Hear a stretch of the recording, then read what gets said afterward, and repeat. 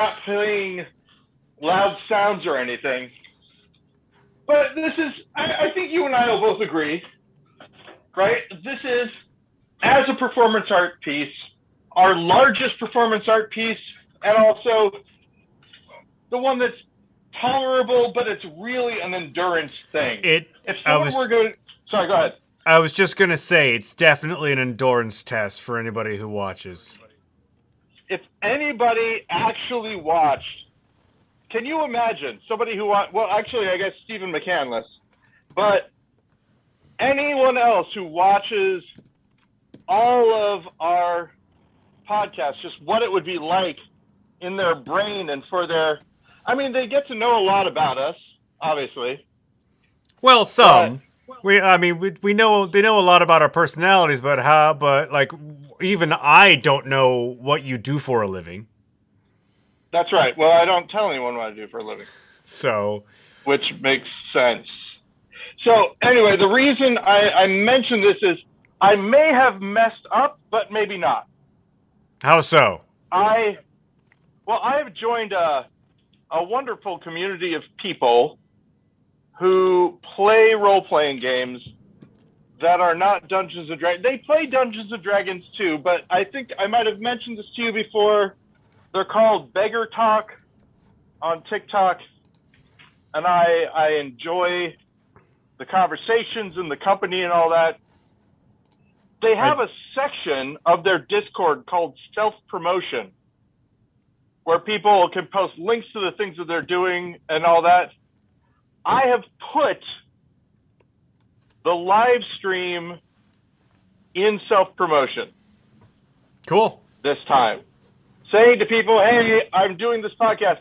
And what I would like to do, if I can, and I'm not sure if I can, I'd like to read for you what I wrote to kind of talk up the podcast. Okay. I'm going to do that during our podcast that we will be recording very soon. I'm just getting through the See, this is one of the things that makes it unlistenable, everyone. We never edit it. This is going to be in the Oh, actually, it won't.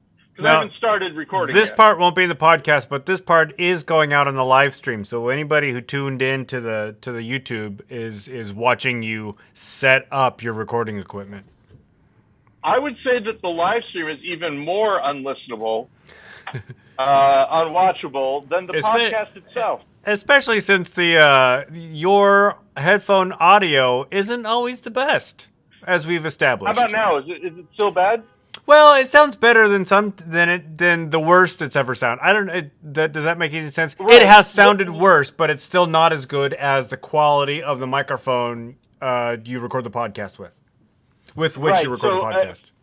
For those who don't understand that part that Ben's referring to, I record my audio separately, and then I mail it to him, and then he squashes the two things together. So yeah, my audio that you're going to hear here, not good. All right. So I think I'm about ready to start. Oh, let me see. I don't think I can navigate away from this.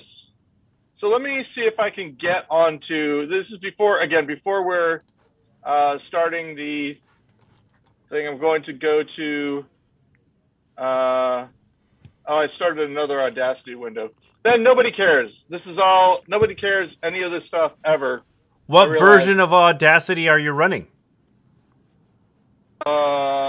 Is that totally relevant? How would I find out? Go up to, I know you're running a Unix box or a Linux box, so I don't know where it is, but if you just go to like About Audacity in the file menu, it should tell you. And here's why I bring it up. I mean, we talked about this a couple weeks ago. Audacity 2.4. About Audacity, it's under the help menu, Ben. Great, yeah. I've never actually worked with a Linux box. 2.3.3. 2.3.3? You should be good then. Yep. I heard that, and we've mentioned this on the show before, for some reason in Audacity, beginning with Audacity 3.0, there's some sort of spyware built into it that sends information back to the Audacity mothership, which is odd because it's an open source program. I think it might have been bought by some sort of company that is collecting sort of like information on your computer, which might be, just on the face of it, might not be anything other than just like diagnostic information to help solve issues. But a lot of people are like, they're taking information about my stuff and my system that they didn't ask permission for. What else are they looking at that they are not asking permission for which they are not asking permission? Oh, yeah. Well, luckily, it's probably not going to happen. Oh, I did the wrong thing. One more time. And again, we're not, thank you for everybody who has come to see this part. Probably nobody? I'm guessing nobody? No, actually, we have two people. McCandless is on the line, and we have somebody else watching. Okay, well, all right. So basically, Ben, I'm going to start the podcast, and I will paraphrase because I'm not going to be able to get into this. It doesn't look like. Get into it. My password is something, but I don't remember what it is. I would remember it if I wasn't in my doing the show brain. The Discord. I was going to go to the Discord and read word for word the pitch I gave the people for how the podcast works. Yeah. GudeLaurance! Paul Goody, how's it going? Hey, it's going well. So, as mentioned prior to us starting the podcast, the start of the podcast, which is right now, I have invited people who have never listened to the podcast to listen to the podcast. And the way that I invited them, and this is not going to be verbatim, this is the pitch that I gave. I am a performance artist. I am a performance artist. My performance artist partner and I have been doing a podcast that is designed to be unlistenable. Not weird or gross, just really boring. We have been doing it for 7 years now. We are now live streaming it. I say this because we're live streaming in about 5 minutes, and then I had a link to it. Now, I feel like you wouldn't necessarily say that I have mischaracterized the podcast. We don't go out of our way to make it entertaining, I would say. Well, yeah, no. I mean, we are. It's just as we've established, it falls in the genre of just two dudes talking. Right. In fact, we don't do research. Parameters. Oh, sorry. Go ahead. We don't do research. We don't have topics. We don't even have intro and outro music. That's right. In fact, as famously I put, Joe Garden from The Onion posted at one point in time on Twitter that his least favorite type of podcast was two white guys talking for an hour about nothing in particular, which are the parameters that I have set up for this podcast. We occasionally have guests, rarely. We sometimes are a little under an hour, but rarely. I'm about to sneeze. Salud. I know that I sneezed and then said I'm about to sneeze, but it was because I was going to sneeze again. Right. And thank you, Ben. But also, it's less of a podcast and more of us just broadcasting like a weekly phone call. That's right, because we don't want to lose touch with each other. And I am one of those people that if I don't have an organized thing that I'm doing, it's hard for me. I think I've mentioned this before. At one point in time, when I was on the road trip with Boaz Frankel, Boaz had us do a fundraiser for it. Not a fundraiser, but a coming out party. Hey, I did this show. I'm Boaz Frankel. I did this show or whatever. And there was a mingling session with a bunch of people around, and I'm supposed to walk around and talk to them. I didn't know what to do. But then he said, if you want to sign up for the mailing list, here's a clipboard. And so I grabbed the clipboard, and as soon as I had that clipboard, I was able to walk up to people and say, hi, I'm Paul, I'm in the show. Would you like to sign up for the mailing list? No problem with small talk whatsoever because I had a task. You had your in. So Steven has been commenting on the show thus far. Oh, and let's hear it. Well, I mean, I'm not going to read everything because it is context specific depending upon what's being said. But he did say that there are multiple Pauls. Not all of them know the password to Discord. Oh, and this is true. We've mentioned this before. Ben, I have made a breakthrough in dealing with the multiple Paul scenario that my wife has to deal with all the time. For those of you who don't know about the multiple Pauls, I will talk to my wife about something. We will have a full conversation about it. She will ask me about it later, and I will have no recollection of that conversation. And it isn't until after talking to her a little bit that I suddenly, boop, I remember the conversation. So the concept is that I have multiple personalities. They all are named Paul, however, so you can't tell when anything's happening. So here's the breakthrough, though. I was in the grocery store, and I had recently bought a stainless steel pineapple corer. Have you seen one of these pineapple corers, Ben? No, but I appreciate that you don't want your pineapple core to rust. It's like a corer. It cores the pineapple. Take the core out. Yeah, you don't. Pineapple, it's got some acids in it. They eat you from your insides as you eat them, so you would want to take care of your corer. You twist this tube, and it slices the pineapple into a spiral that can then be turned into sort of rings, and it also cores the pineapple. The problem is, and I forgot about this when I bought the stainless steel one. I had a plastic one earlier. That it doesn't get all of the core. So you've got a little core left, and I don't like that. So I was buying a pineapple, and I turned to Jennifer, and I said, I shouldn't have bought that pineapple corer because I hate the little core that it leaves behind. I want to just cut it with a big knife. I'm going to cut this one with a big knife. So I'm probably going to want to get rid of that core.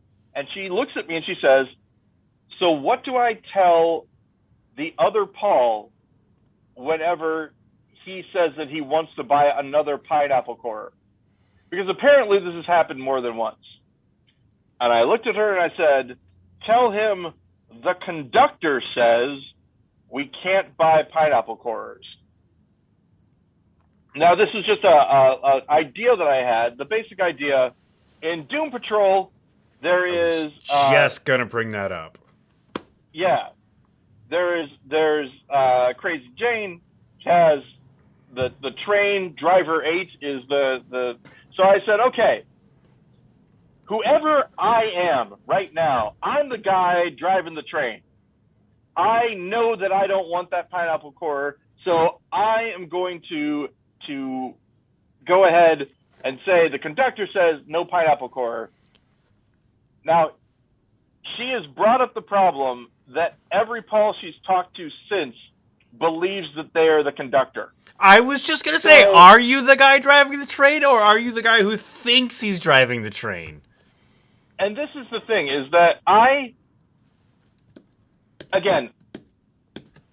do not necessarily believe that there are multiple Pauls. It is a metaphor. It is a good sort of euphemism for it. It could be that I just have a very bad memory, but the thing is that I've mentioned that before. It's segmented. Yeah. You know, there's a guy you're talking to now. I'll give you a great example. Jennifer and I will argue about, let's say, I'm making this up, but let's say that she's talking about a pillow that she saw in the store that she liked. It was a blue pillow. And I say, no, that pillow was black. And she says, no, it was navy blue. And I believe her. And I say, okay. And then she wants to extend the conversation about how navy blue can appear black if you don't have anything else that you're, holding it up to. At that point, I will tell her that other guy, the guy who thought it was black, is gone. We don't have to talk to that guy anymore. I'm the navy blue guy. I'm on your side. This happens a lot to me. A convenient way. It's a convenient way to just accept an argument. Someone has won me over, and they still want to argue with me. At that point, I'm done arguing. They've won me over. I don't need it anymore. Yeah. My God, I got to turn that off. So Steven's been giving us topics of conversations. The first one's pretty heavy. I don't know if you want to get into this. I haven't actually heard of this before. But I don't really, I've had my head down in work. I haven't really been paying attention to the news. But apparently China says it'll nuke Japan if Japan interferes with the Chinese military taking over Taiwan. Now, as an American, my first instinct is to be like, at least we're not doing something dumb. But you never know. We could be the conductor in this situation and just not know it. Well, okay, so I have my Aunt May and Uncle Joe, when I was growing up, were two friends of the family. They were friends of my grandmother, and they were from Taiwan. So I know a little bit more about Taiwan and China than I know about other things in the world. And my understanding is that Taiwan is kind of like Tibet in a way, in that China doesn't want other people to think that it's actually a thing. Like, it's China. China says this is China. It's part of China. We let the people live there, but it's still China. All that. So yeah, they're making a move, saying that they're going to nuke Japan if Japan comes to the. So the big thing is that we, the United States, are allies with Taiwan. Taiwan and the United States are tight. Now, when I say we're allies, are we? What are our treaties with them? I don't know. Do we have treaties with them? I don't. Did the last administration have the last 4 years really screwed that over, that relationship? Yeah. And I don't know. Neither of these things are things that I know. I do know that, when I went to China about 15 years ago, it's been about 15 years now, I guess. Wow. The only mention of it that I heard from an actual Chinese citizen, and granted, this is a sample size of one, and it was a tour guide in a specific city we were in. This gentleman believed Taiwan was part of Japan. Did not acknowledge Taiwan's sovereignty.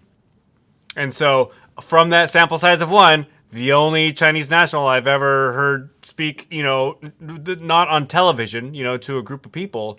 So I believe that China, a majority of the Chinese people want, it's not just the military, it's not just the government being, overreaching for whatever governmental purposes. This is how the people feel.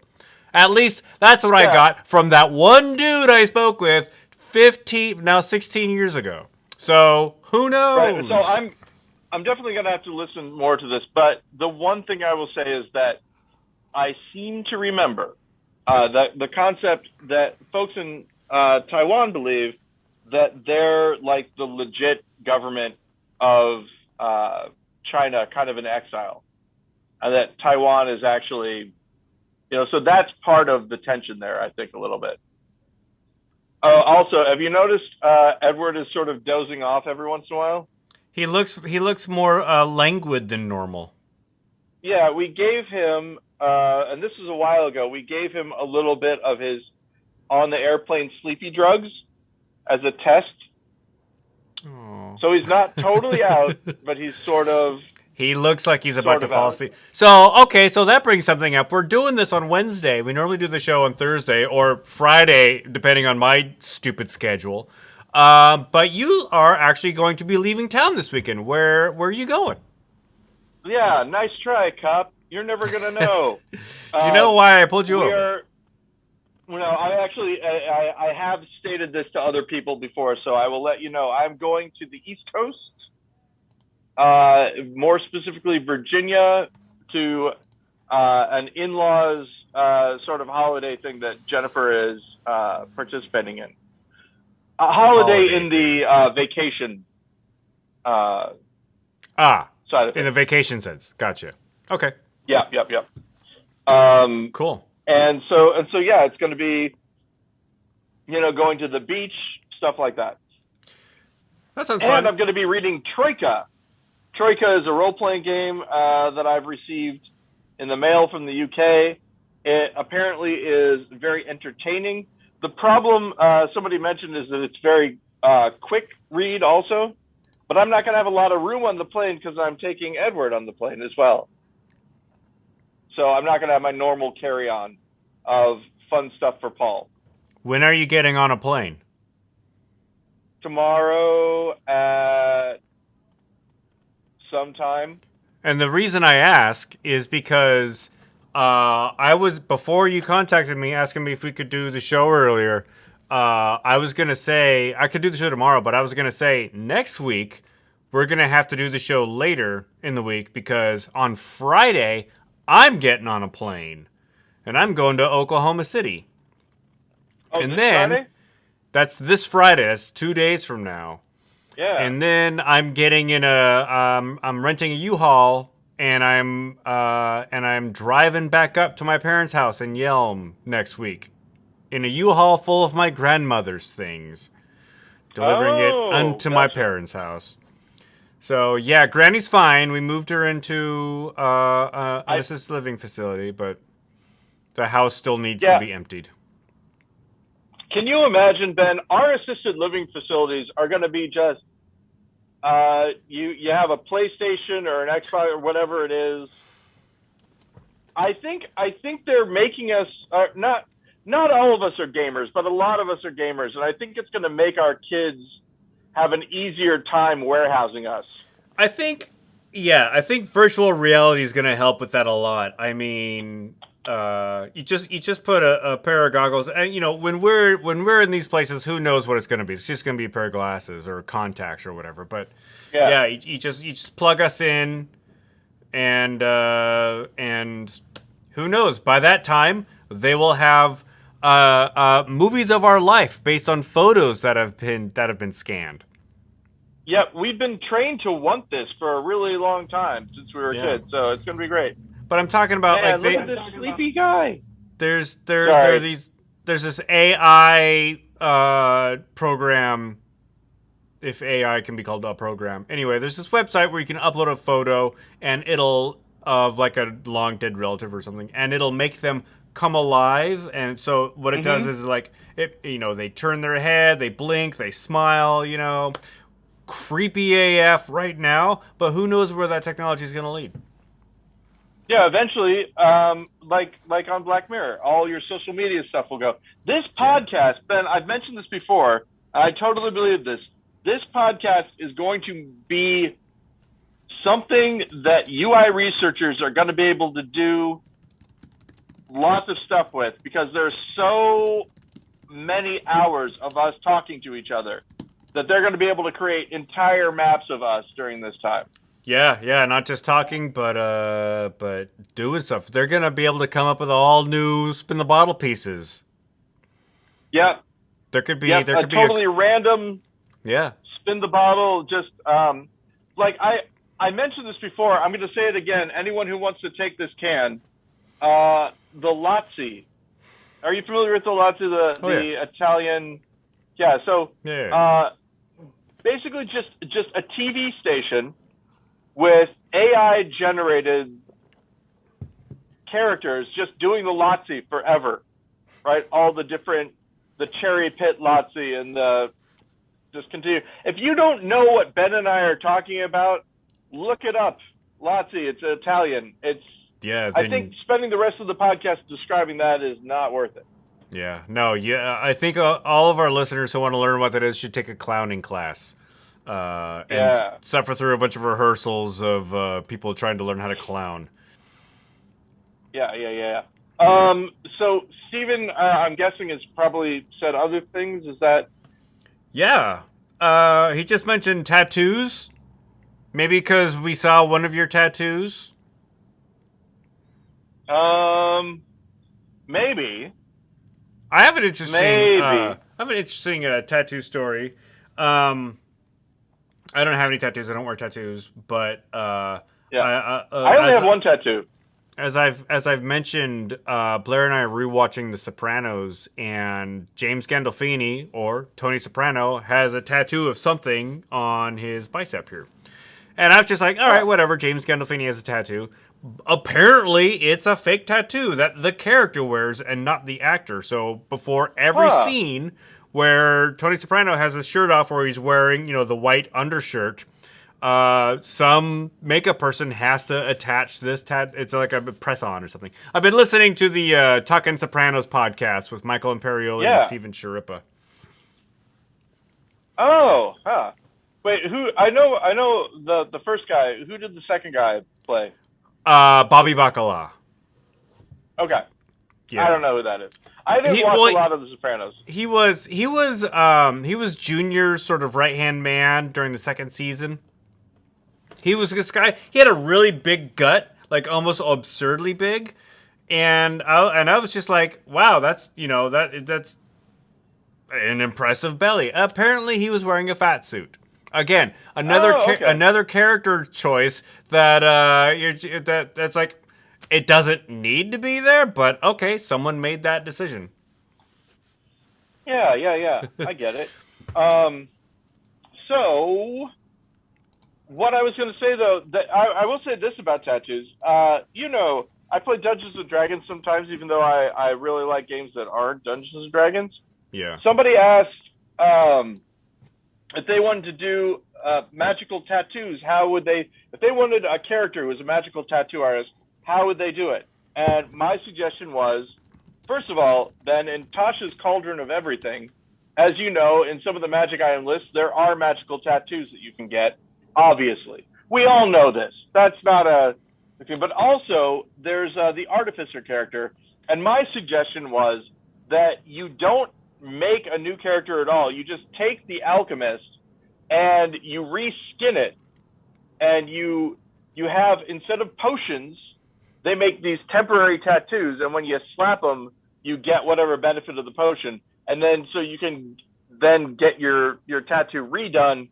That's for that. And then when you have longer things, other creation of magic items, instead of using whatever material component you need, the tattoo would be the material component. And there you go. So just in case anyone's listening and cares about that, that's what I say. Are we down to just Steven, or have we driven the additional person away? It's constantly changing. The most we've had watching today was 3, but now we're down to 1. 3 is amazing, and also antithetical to what we're trying to accomplish here. Exactly. So, seeing as how we don't promote the show except when I tweet to you 20 minutes beforehand. I actively tell people that this is a bad podcast. Those are the two things that keep us from.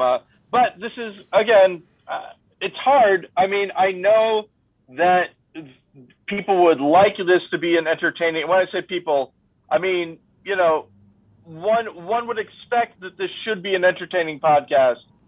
That's just not what my goals are. And people are saying, well, Paul, aren't you just afraid of success? Maybe I am, but I like what we're doing here, and I want to continue doing it.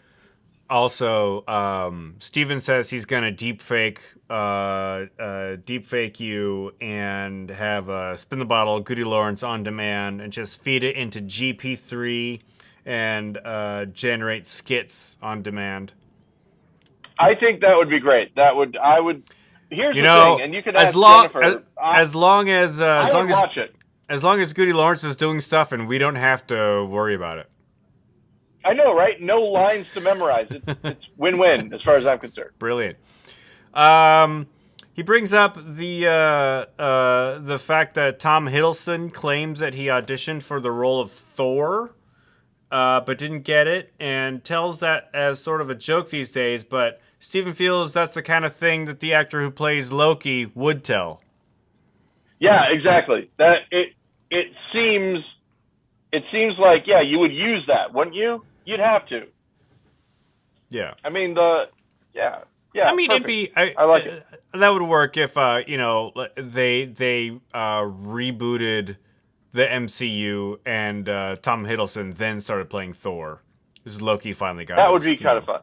Finally got his Yeah. dream of ruling Asgard. Yeah, did he send you a link to a game where you can play a detective's hat? Yeah. So this is the thing. I like the idea for sure. I think it's funny. I don't know how much fun I would have with it right now in my life. And the reason I'm saying that is that one of the regular themes that I get into with these games that are not Dungeons and Dragons is that it's my regular Dungeons and Dragons group. I am going to be running a campaign. I'm already prepping for it and all that. And one of the reasons I'm going to be running is that our forever DM, the guy who likes games and wants to play Dungeons and Dragons. He's been running it for a while. He wants to play it. So getting them to play a game other than that, very difficult. So instead of trying to get that group to move to a different game, I am trying to recruit the only other people that I know and deal with on a regular basis, my wife, my kid, and my neighbor, to play a game with me. Now, my neighbor plays role-playing games, so that's an easy sell. Jennifer and Betty, a little bit harder. My question to Steven, and Ben, if you can tell me what he says, because I think he's listening to the live stream, I got the impression that this was a two-player game. Is that correct? All right, Steven, you heard the question. Is Fedora Noir a two-player game? You're friendly with your neighbor? We'll wait for him to answer, but you know your neighbors, because that's a very Midwestern thing. That is not a Seattle thing. Yeah, we actually bonded over our shared love of. So I don't know. I don't want to give too much information about my neighbor, but they work at the library. Oh, you said too much. We like books, and so that's kind of cool. And from that bond, I've met some of my other neighbors as well, and so yeah, it's pretty cool. We get along. I don't know any of my neighbors. I've only been in my apartment for a couple months now, but I had to sort of interact with one recently. Yesterday, I got my mail, go up to my apartment, and I start ripping it open, and I realized that I got a bill from my internet provider. But as I was looking for it, I'm like, why are they sending me a bill? I pay online. I mean, it's auto pay, so I don't have to worry about that. And then I realized this piece of mail was misdelivered. It was for my next door neighbor. The number's one off. So I had to put the bill back in. I taped it closed, and I wrote on the envelope that this was misdelivered. I accidentally opened it. My mistake, or my apologies. And then I thought, should I write my name? What do I do now? Do I tell my neighbor who this was? So I did. I wrote my name and my apartment number, and I went and slid it under their door, which was the hardest thing to do. They probably knew that something was up when they heard the envelope getting rustled under the door. I thought it'd go under easily, but no, there's something blocking the bottom of the door there. Gotcha, so so my neighbor knows what my name is now, and I know what their name is, but I don't know what they look like. Okay, so you've never met? Never met them. And that took up just enough time for Steven to say it's a multiplayer game. Okay, so we'll see about it. We'll see.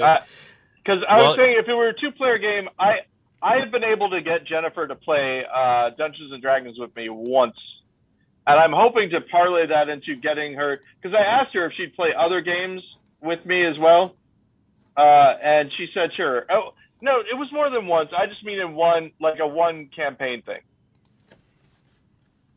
So yeah, we'll see. We'll see how it goes.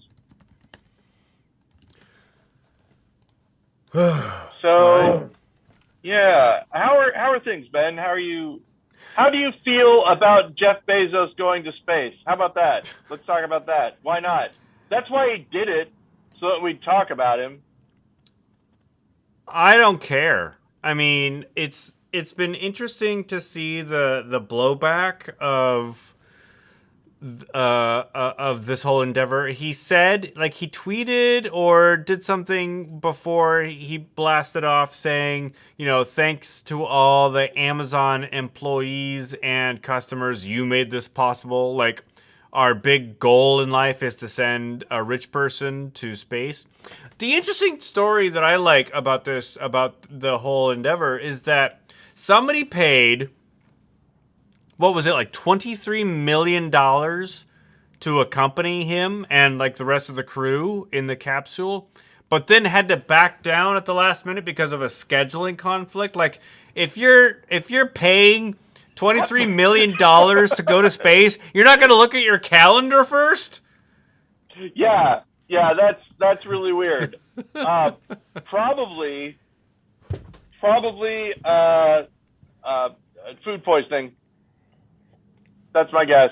I think they chickened out and wanted to save face. I think they were like, I don't want to go into space. What if I die? And space. Yeah. Seth Meyers just keeps giving him a lot of crap for being like, it's barely space, dude. It's, it's upper atmosphere. But still, that whole Whitey on the moon thing, still think about that. Still think about, hey, what could you... This is my take on it. I got 2 takes on it. All Number right. one, hearing about this plan back in 1999 and it actually happening is kind of cool. Sort of cool. Parlaying into that sort of cool is the idea that as a human species, right, we all can't go to space. Not all the people can go to space. So if a human being is going to go into space like that, it has to. It's like with the royal wedding. We all can't have royal weddings, so you have to pick people to have them if they're going to be royal weddings. So do you want royal weddings or do you not want royal weddings? Which would you rather have? Me personally, I would be okay with no royal weddings, no billionaires going to space.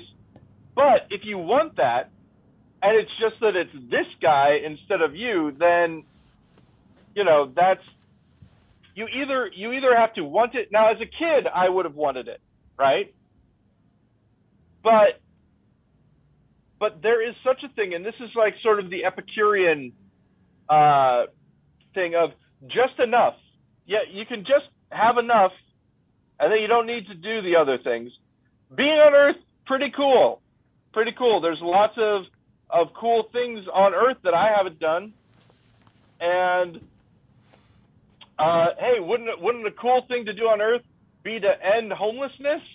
Sure. Or you could go to space, which you want to, that whole thing. What is a big accomplishment, and why do you want to do one thing and not another thing? That is a question I would have. Yeah, I did have a lot of friends who were sort of hoping that this would fail. I mean, and I'm wondering, like, if it had failed, like if everybody on the capsule had perished for some reason, like, what would that, like, if Jeff Bezos died on a space mission, what would that do to the economy? Would everything stop? If Jeff Bezos died on a space mission, one of the first things that would happen is that there would be a lot of people posting things about Jeff Bezos. Stage 1 of his master plan has been accomplished. and then have a picture of Jeff Bezos' Adrian Veidt, or however you pronounce it, from Watchmen. Yeah. That whole thing. Veidt. You know, like, people wouldn't believe that he was. So many people, Ben, would not believe that he was dead. Are these the It same would be, people who believe that the previous president's going to be reinstated? Is it that sort of conspiracy? Is it that mindset? I think there might be a crossover. I mean, there's a crossover because I think that at some point you're dealing with low level mental illness right there. But the conspiracies are, I think, at the opposite end of the like political spectrum here. Well, the one thing I'll say is that if not being able to shake the simulation hypothesis has taught me anything, it's that you gotta really slow down eventually, right? Because not everything can be untrue. If nothing is true, then there's a bigger problem, right? So I feel like that is a thing, is that this whole Pizzagate thing, for instance, right? Yeah. Or QAnon, all that stuff. It's a whole bunch of disparate things that kind of get wrapped up into one mega conspiracy theory. And it's LARPing, basically. It's an alternate fictional universe that you create. Oh, man. Now, it might touch on actual things that are happening, but in a bizarre way. We talk about the satanic panic and the idea that there are Satanists who are abusing children to help us avoid the fact that there are Christians who are abusing children in their schools. Yeah. You know, the idea that there's a preschool where Satanists are making kids like pee on the Bible or whatever takes away from the fact that I was in an actual school run by Christians where I was hit with a paddle so hard that the paddle broke. That happened to me. But we're scared of fictional Satanists because it's easier for our worldview. We don't have to accept the fact that... What's that? Well, I mean, because we are a Christian nation, and the people who have the loudest voices need to demonize the, quote, other side. And they don't even say that it didn't happen. They just say that it's not a big deal. That's the thing. These kids who are getting shocked, these autistic kids who are getting shocked, people who hear about it, right, think electroconvulsive therapy, but it's the same thing that happened to me. It's abuse. It's abuse that's happening. Instructional abuse. I am going to hurt you until you stop doing this thing that I don't want you to do. Whether it be with a piece of wood or an electrical shock, it's the same sort of, you're training children like you would a dog, basically. That is how it works. And not how I would train a dog either. I train my dog through treats.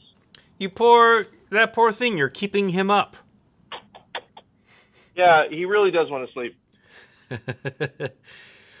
So yeah. What do you think of empathy as a manifestation of mental illness? Empathy as a manifestation of mental illness? That's something Stephen proposed. I don't know how to parse that as a sentence. I have always been told that my lack of empathy is an indication of mental illness. I don't know how empathy would. Well, you always hear that like sociopaths are,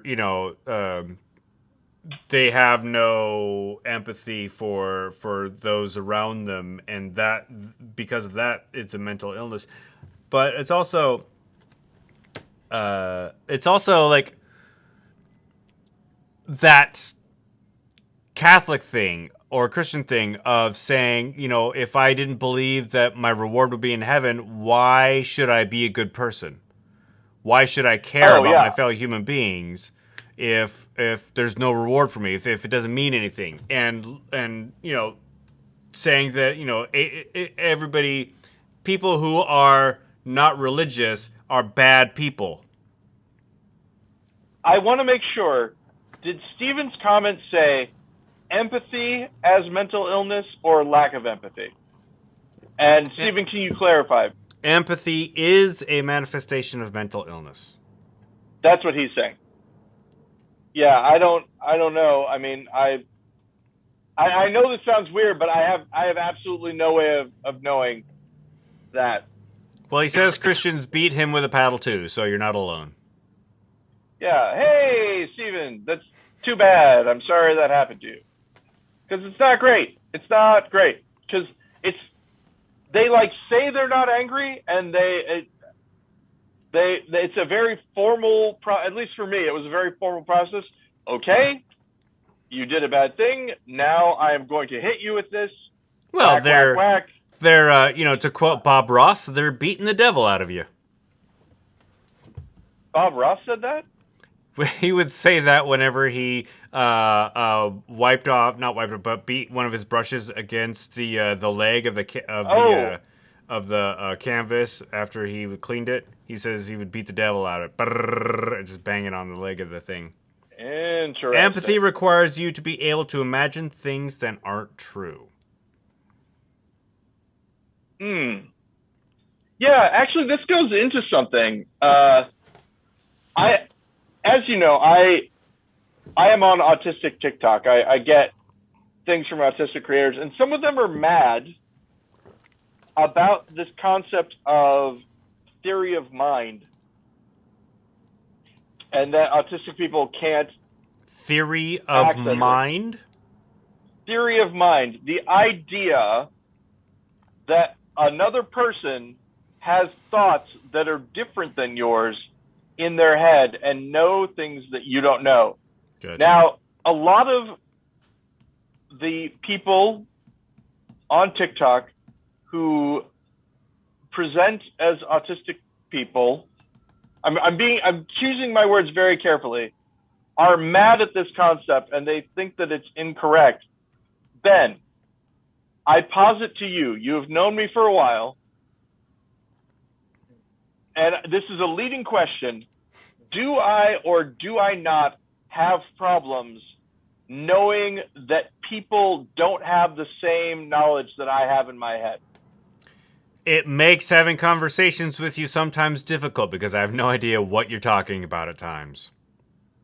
Because I assume that you already know what I'm talking about when I haven't told you. Or what you're thinking about in that moment.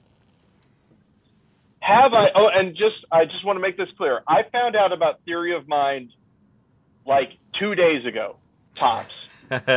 So you're an expert on it. Well, no. But this is my point. Is I'm not. The reason I'm asking you is because you've known me for a long time. That I'm not doing this performatively. I'm talking about this as a real thing. Do you remember in our years of knowing each other, over 20 years now, Ben, of knowing each other? Oof. Do you remember me stating at one point in time that I was convinced that my parents or other people that were known to me were actually robots who had just stimulus response and didn't actually think about things? Well, I can't honestly say I specifically remember you saying that, but it certainly sounds like something you would say. Oh, okay, that's not exactly. I think it actually made it into the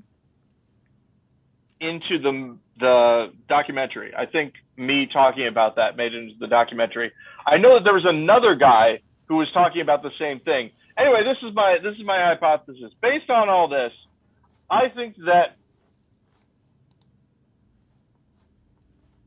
theory of mind, there being a deficit in autistic people with theory of mind, is probably true. It's just not true for all autistic people. And the ones who it is not happening to are maybe upset about it.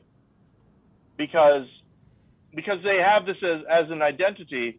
So someone making a sweeping statement about all autistic people and that misses them, they might take that personally. Yeah. Well, I mean, I think because they think they're saying that about them. Any sweeping statement about any group of people is going to be misinterpreted by somebody. Yeah. And anyone who does it is an asshole. I think we can keep that. I'm not gonna blank that out. So, is there more things from? Is there more? Listen to how I.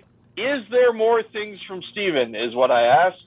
Well, yeah, I could see that. I mean, I do that a lot where I like start saying one thing and then switch mid-sentence, and so it sounds like I don't know how grammar works. Well, here's how it was working for me. More things from Steven is an entire unit. Like there's a bag on a shelf that says more things from Steven. And if there weren't any more things from Steven, the bag would be gone. I don't. Let me take a look. I don't see anything that isn't just a comment on something we already talked about. He said early on in the show when you were trying to figure out your Discord password, he said, "Thank goodness Paul isn't looking anything up." He said that he said this episode is pretty bad, but still not as weirdly boring as HBO's The White Lotus, which I've not seen. I have not seen it either.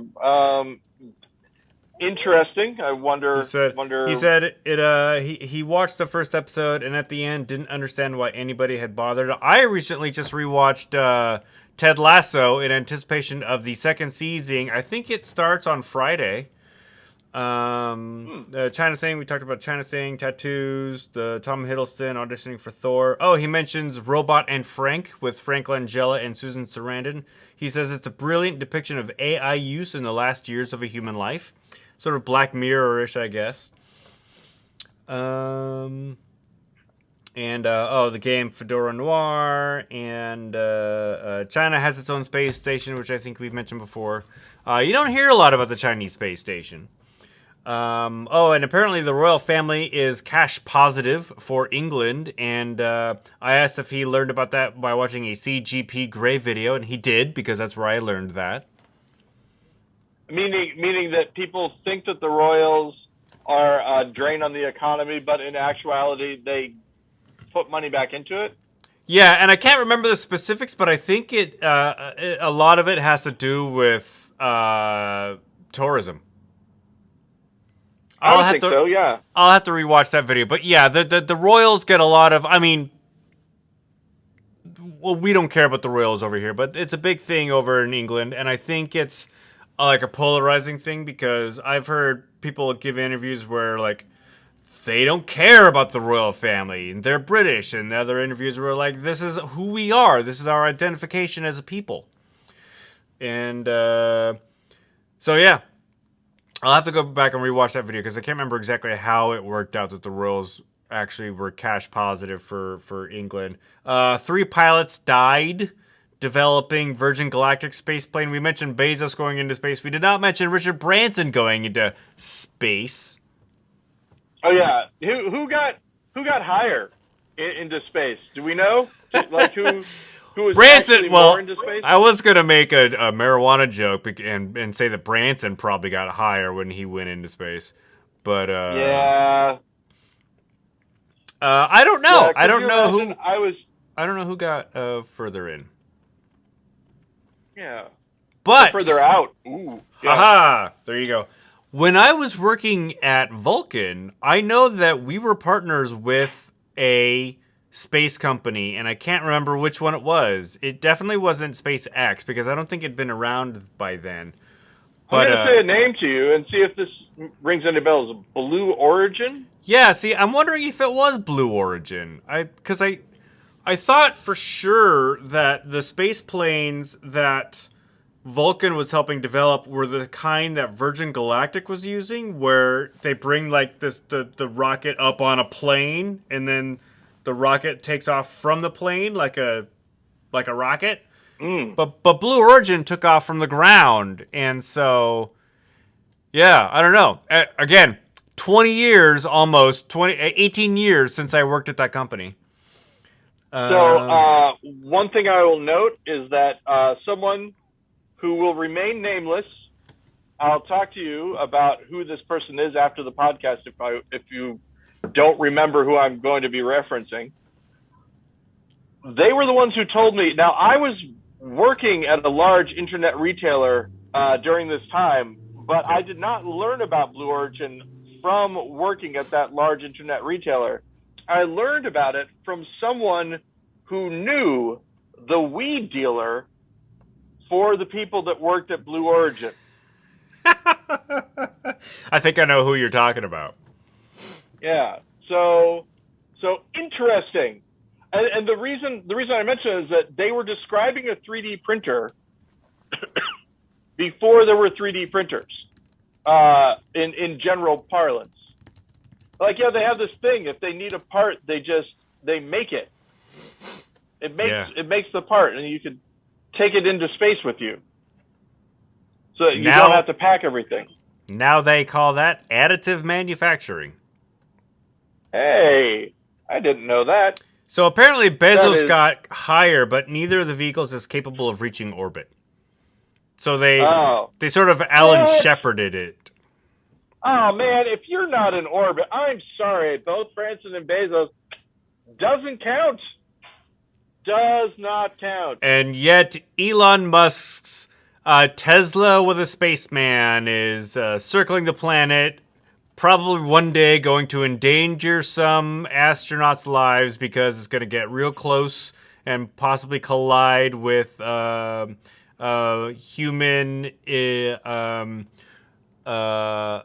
space station with humans in it. Okay, so as we know, Steven is a big fan of Elon Musk. Jennifer, not a big fan. I still maintain that the car in orbit is cool as an art piece. I think it is a wonderful piece of art, but I also like the idea that Elon Musk is a time traveler, and that at some pivotal point, and in fact, if I were a movie maker, I would, ask him if we could do this. Some pivotal point in a future, like sci-fi kind of thing, there's a guy, he's got a space weapon pointed at another guy. One guy is on the deck of the spaceship. The other guy, they're outside. The moon can be seen. He's got his thing pointing at the other guy. He says, "Any last words?" And the guy goes, "Yeah, timing is everything." And then the car that Elon Musk shot into space comes and cleaves the guy's head off. And Elon Musk, the time traveler who showed up, finally says, "Ha, I did it." And here's the other thing. I will mention this anytime Elon Musk's name is mentioned. Indrid Cold and Elon Musk. Indrid Cold, Elon Musk, same random name generator. And if you remember, Mr. Cold is the guy who showed up in a strange vehicle, who was grinning and telling people that he was, wondering if there was a town nearby or something of that nature. I'm just saying, Elon Musk may at some point in time make the overthruster from Buckaroo Banzai and travel through time in a car rather than going into space. 88 miles an hour. Yeah. So I love that too. I'll mention somebody who said if you want to act like Michael J. Fox, just take something that you do normally on one side of your face and do it over your head on the other side of your face instead. I thought that was called the Andrew Dice Clay. Oh, wait. Oh! Yeah, that is... Who did it first? Let's find out some other time. Apparently the Roadster that Elon Musk's company shot into space is not in a geocentric orbit. It's in a heliocentric orbit. So it's not orbiting around the sun? It's going around the sun, not the Earth. Well, even better then. The chances are even better. Eventually it'll get, oh man. Yeah.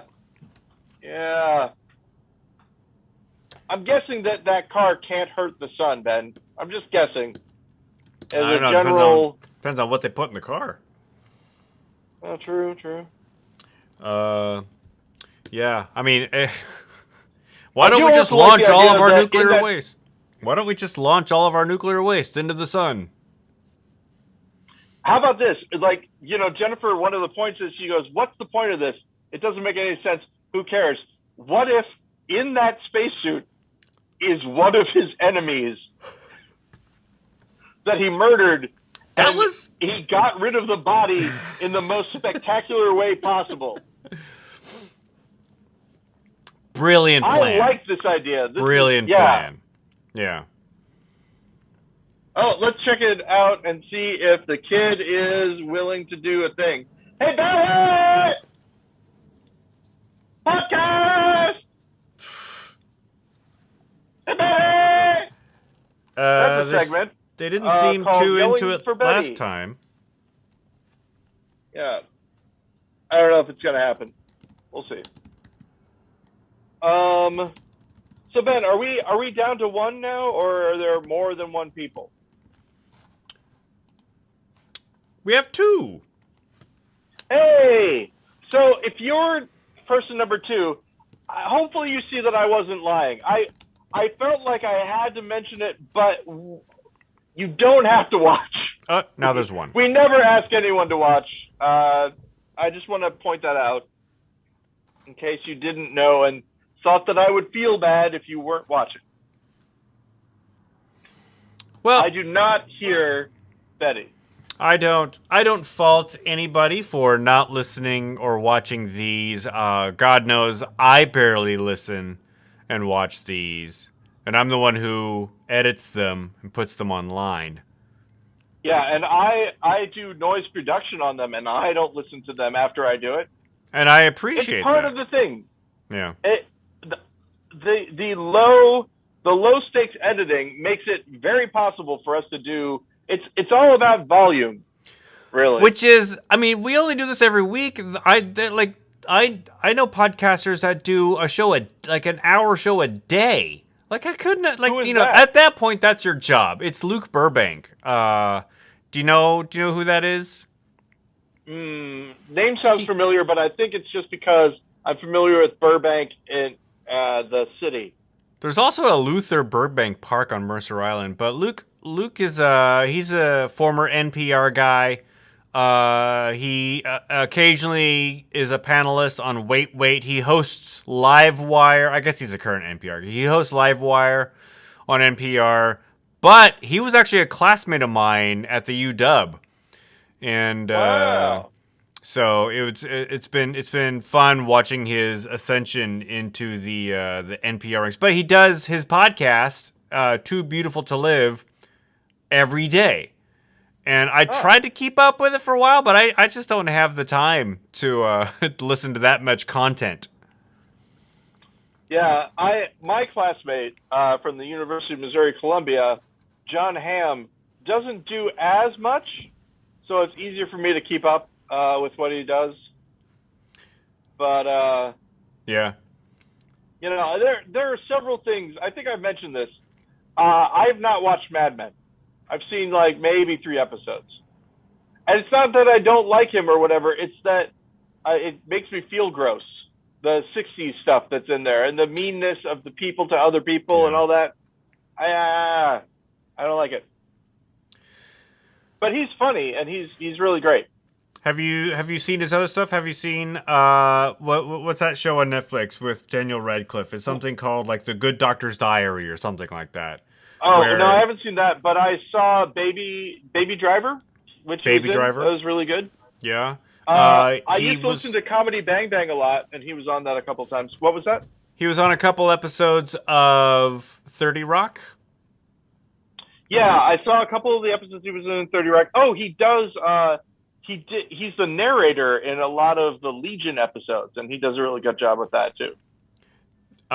Speaking of we weren't speaking of, but speaking of TV show or video games that are TV shows, The Last of Us apparently has the largest budget of any TV show, rivaling that of Game of Thrones. It's like a multi-million-dollar per episode budget that is like breaking records. Loki was multi-million-dollar for sure. Yeah. I know that.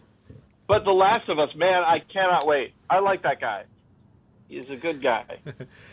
So, yeah. Did you see? Obviously, you've seen Mandalorian. I have seen Mandalorian. Did you see Prospect? No. I loved Prospect so much. I recommend it highly. Yeah. Good movie. Yeah, like I was just saying, Steven, on the text, I don't have nearly enough time to watch TV as much as all y'all. I don't. I mean, I'm not trying to be like elitist here. I wish I did. Yeah, no, I don't have here's the thing. I have so many games that I want to read and to play, and I like the fact that I have too much good stuff. I've got so much good stuff that I want to do. But part of that is that work for me has become like it's no longer confusing for me. I kind of get it. So work has actually become fun. Like I anticipate things that will happen at work and, can I do this and all that, which is nice. So we're at that point. End of the... I just want to say one thing that Steven's been mentioning. He mentioned the Strato Launch Systems Corporation, which is probably what I was thinking of when I worked at Microsoft. Paul Allen's Vulcan. Apparently, Paul Allen's surviving family is just selling off absolutely everything Mr. Allen put together and cared about. It's just a huge liquidation garage sale. Like I've heard of this. Museum? I don't know about Mopop, but I know that the like his classic aircraft collection has been sold off. Like there are a bunch of other things. It's just a big garage sale. To Jennifer's point, to test the Falcon Heavy, there had to be a mass simulator. Normally, it's something uninspired like a concrete block. Musk used his Roadster. And finally, I'll end with this. I mentioned that I don't have time to listen to podcasts. Steven says you could do a daily podcast summarizing all of the other podcasts that people don't have time to listen to. That's nice. And with that, I bid you a safe travels and to keep it wrong.